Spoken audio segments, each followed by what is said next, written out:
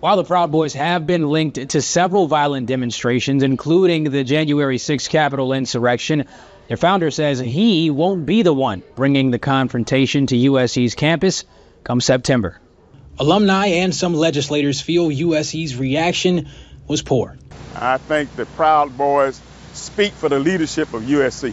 Allowing these types of speakers onto campus and allowing them to use the university facilities, this statement just wasn't good for minority students or any other marginalized community on campus. A derogatory flyer from USC student organization Uncensored America inviting students to a comedy roast of Vice President Kamala Harris with a petition created by alum Courtney McLean now reaching over 10,000 signatures. There's even people in California wondering about what is happening in South Carolina. The university has stood firm on the decision to allow the event under First Amendment protection.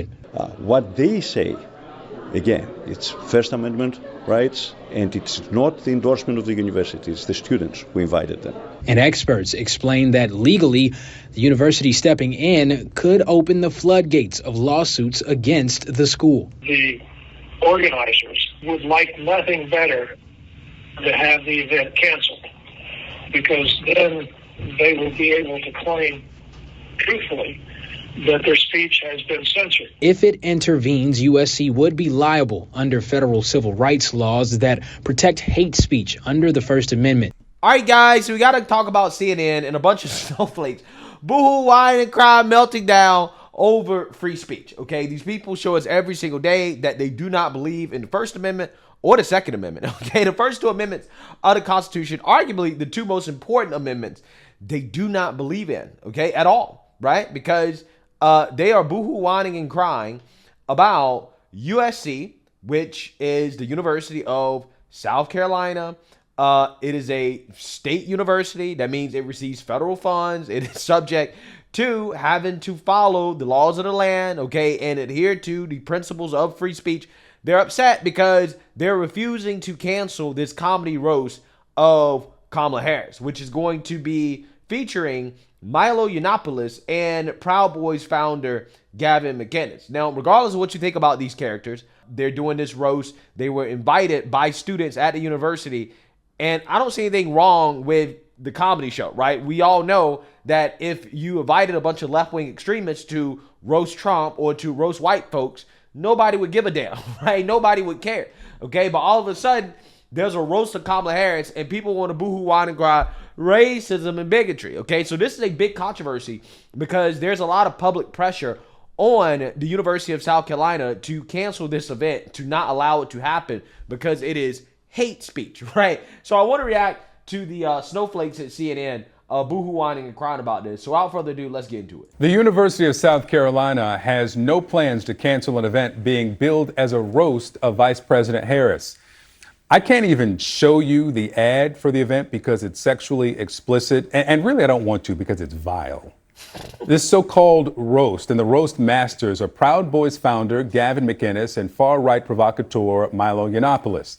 The president of the NAACP wants this stopped. He says if South Carolina University's leadership values their black students, it's only right they shut this event down. And we reached out to the university. They pointed us to a statement from the school's president and board of trustees, the chair there. They said in part, censoring even the most hateful individuals and groups does not solve the problems we face in our society and instead provides them with a platform to win more publicity and support because their message was silenced.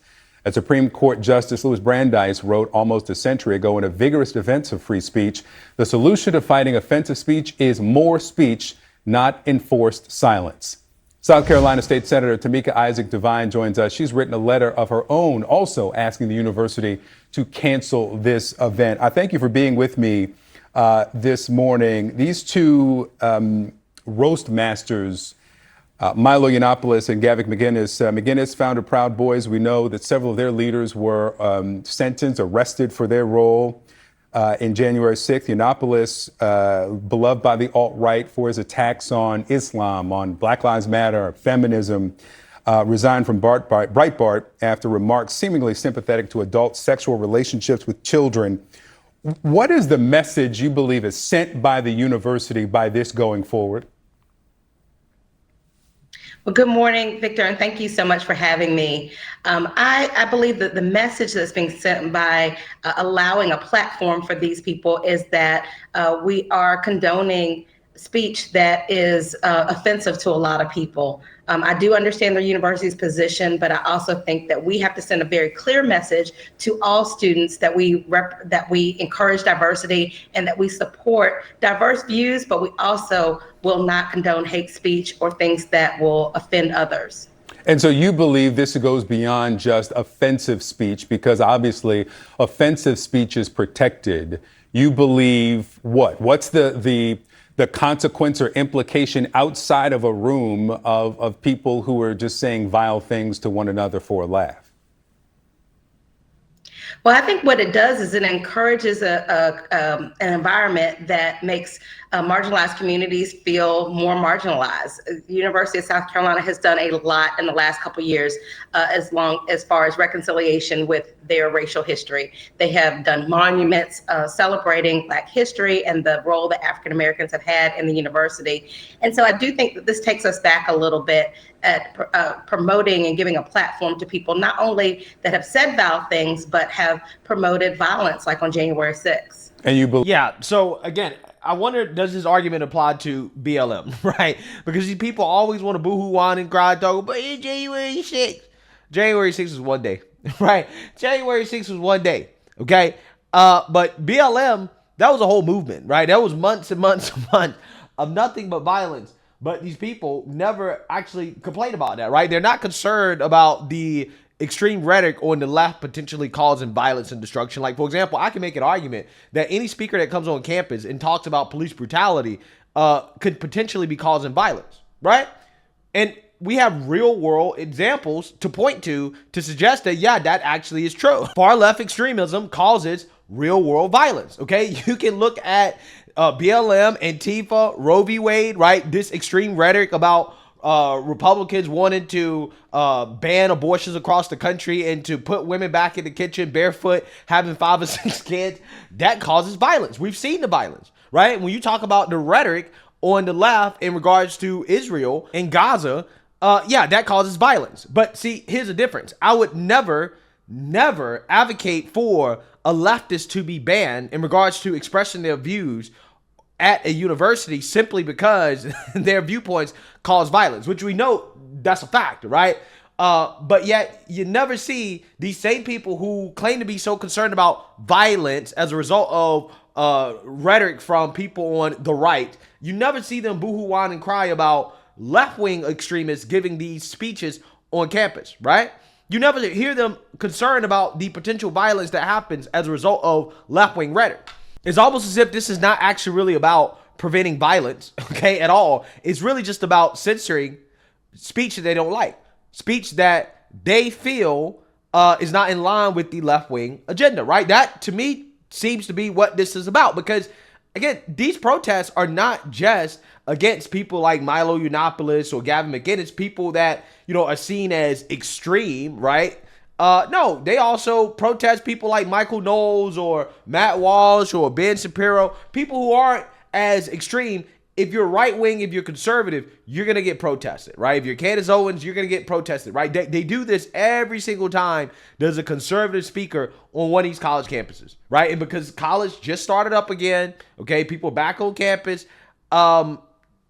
you're already seeing it, right? You're seeing it going into election season. No. You can't have anybody that disagrees with the left come on campus and to speak, right? You might influence people to vote in a way that we really don't want, especially when you're talking about roasting Kamala Harris, okay?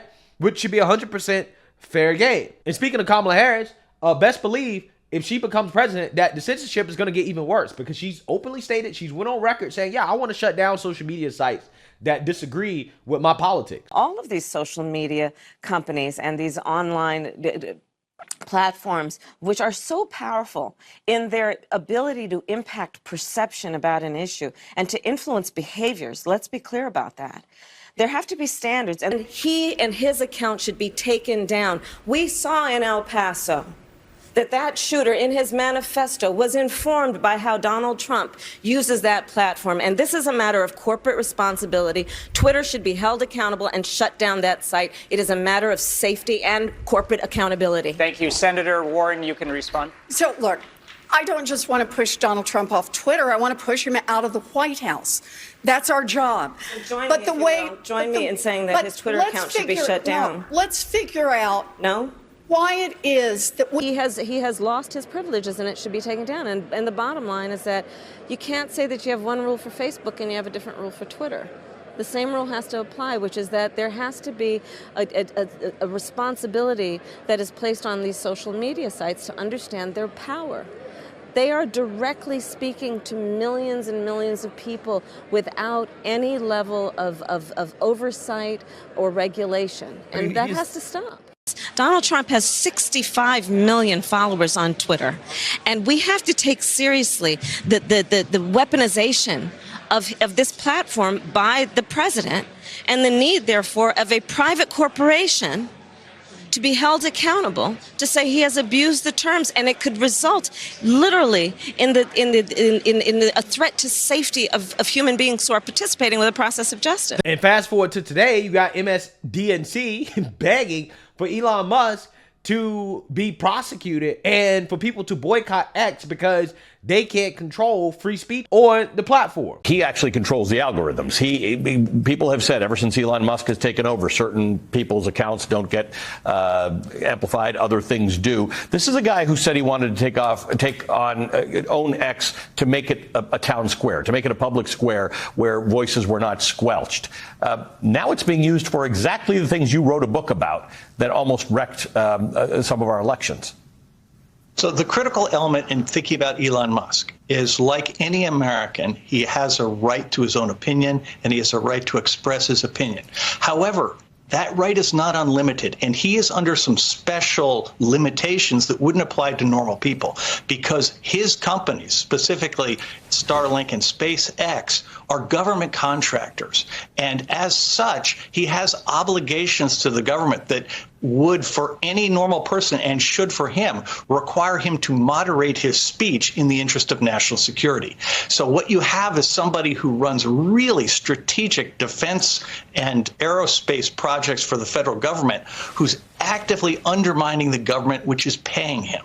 And somewhere in there is a legal case that needs to be prosecuted. And what really gets me about this story is that, once again, they're making black people look extremely soft, okay? Like, we can't handle words, right? We can't even handle a comedy show. I mean, listen to, this black guy on CNN, okay, who's supposed to be a strong man. What kind of man sits here and boohoo whines and cries talking about, oh, the poster is sexually explicit. I don't even want to show it. It's vile. I can't take it.